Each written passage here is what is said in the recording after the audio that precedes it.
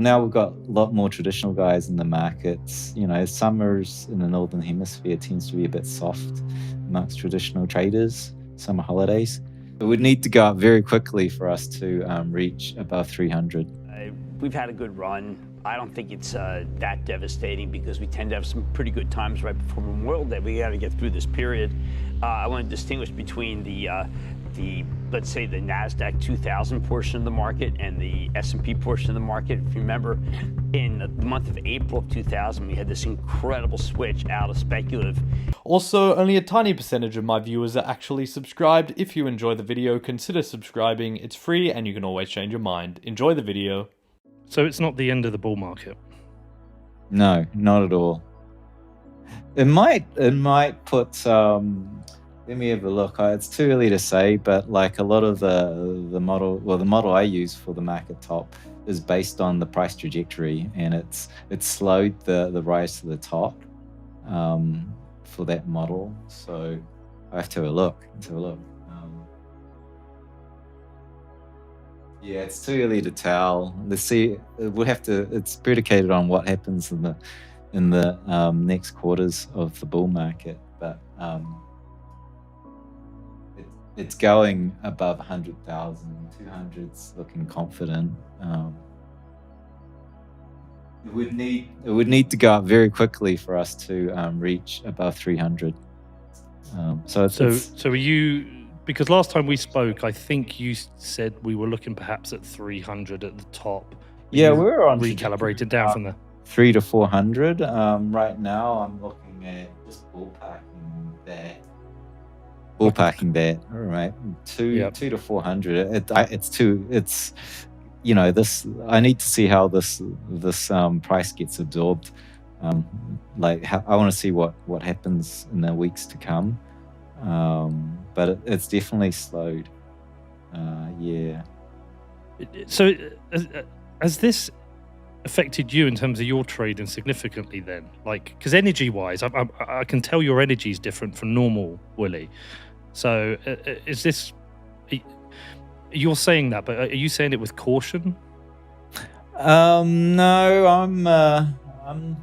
I'm just zened out a bit. I had a retreat 2 weeks ago, a 9-day retreat. So I'm less on like bull market adrenaline right now because I've been on retreat and doing a lot more meditation. But that's all. That's personal. It's nothing to do with the market. I'm not trading right now. I've got a baby due, in a few weeks. I'm kind of trying to shed the adrenaline of the market so that I can be a bit more present for family life to come. So that's you're just all zen. Yeah. So in terms of like reading the market right now, do you think this is just going to put us in a kind of longer ranging accumulation phase as people try and figure out what's happening? Yeah, I think we're going to have some sort of shape on the price chart like COVID put. We'll recover. We've got to go sideways. The coins that we dumped out need to be reaccumulated by longer term holders. And then it'll take a bit of time. Don't think it's going to happen next week. It might take a month or two, which might be,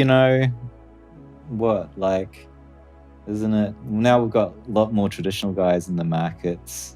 Summers in the Northern Hemisphere tends to be a bit soft amongst traditional traders, summer holidays. So maybe that'll take a bit of time till that's finished.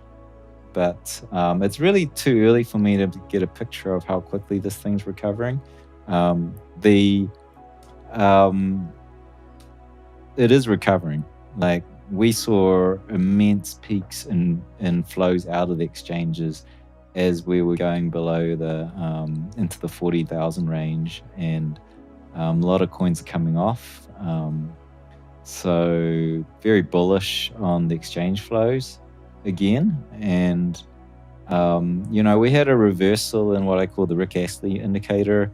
We had, like, as Elon tweeted, we saw strong movements of coins from strong hands to weak hands, meaning those previously strong hands became weak hands.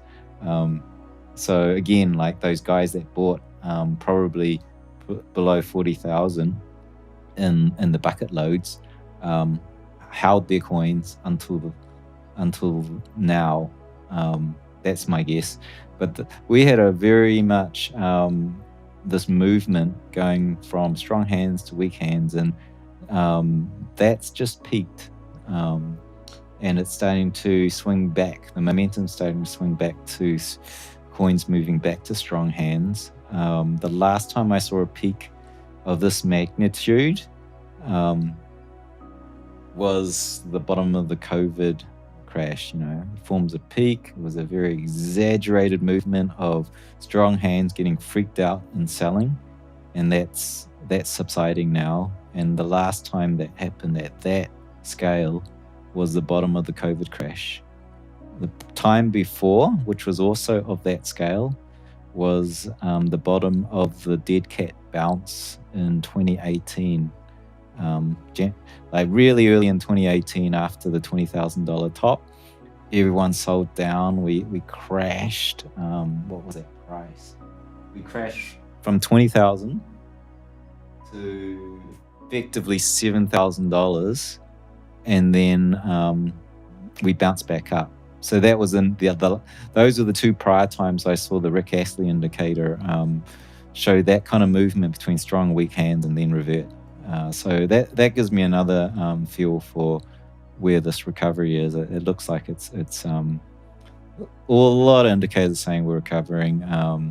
The coins, the SOPR indicator showing the coins that are what kind of profit the coins are carrying, moving between investors, is everyone that's been transacting now. The sellers they're moving their coins out, selling for a loss, and that doesn't happen very much in a bull market, and no indicator right now saying we're in a bear market. So I think I think this, I'm pretty sure with all these on-chain metrics that the coins are moving back into strong hodl, like smarter retail than high net worth new to crypto whales. So well, yeah. I like that idea. I like that idea of these new whales capitulating themselves, panicking, because I guess a lot of them are coming in because they've seen the news, seen the hype, they've bought in, they've panicked, and they've redistributed those to new retail strong hands. I think that itself is bullish. That wouldn't have crossed my mind. So that's a really, really good thing to hear. And I guess these people, that redistribution of coins hopefully would lead to less volatility long term. But, with this derivative stuff, it's not happening. Yeah. But it still feels like a good scenario. You can understand, right? You're kind of like, okay, yeah, I'm managing maybe my 10 mil, 20 mil, and like BlackRock CEO or whatever, chief investment officers, yes, we believe Bitcoin is a valid investment. One after the other, very respected fund managers say, yes, Bitcoin is in. Oh, I don't have a Bitcoins. Let's buy $1 million shot of it and get an allocation for my portfolio. Not knowing exactly what you're buying necessarily, maybe asking a few friends, and then there's Bloomberg spouting off a whole lot of things, including the energy use, the car, it's too volatile, it's what's the other one, like it's the holdings are too concentrated, constant FUD by certain media outlets. And then suddenly Elon Musk tweets, yeah, the fossil fuel's an issue. We're not going to accept it until it's improved. And he's validating this bullshit FUD, which has been debunked for years within Bitcoin if you've done the research. But you kind of understand that, like, well, I've just had like a 2 to 4 or 5x on this ride. And suddenly the so-called smartest person in the world with the richest, one of the richest and smartest engineering minds in the world, is validating some of this FUD. I guess I could see that, I could see that happening. And it wouldn't be a bull market without without hearing about China banning Bitcoin again. Oh yeah, that was very timely, wasn't it? I kind of wonder if that was pushed out by the Chinese orchestrating a long, what is it, short squeeze, long squeeze? Yeah, long squeeze to dump the price.